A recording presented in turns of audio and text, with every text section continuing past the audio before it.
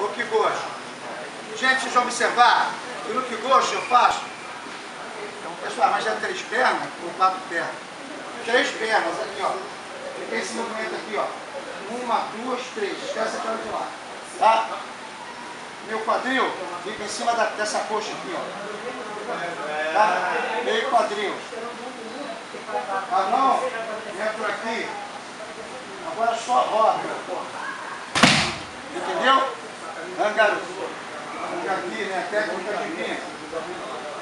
Vamos agora chamar. Puxei. Olha só outra coisa, para me catar. Eu não faço aqui, ó. Levantar a cabeça assim aqui puxando, não. Tem que fazer esse movimento de ombro, ó. E aqui quando eu puxo, elevo a ponta do pé que está na frente. Entendeu? Isso aqui é carregar peso. É isso aqui, ó. Aqui você não vai pegar com a ponta dos dedos.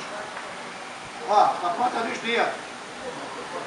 Ó. Tá vendo? Agora eu vou fazer legal. 1, 2, 3. Essa técnica não tem esforço, tá bom?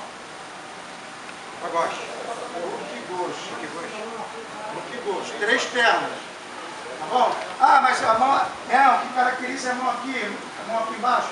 Não é a posição da mão.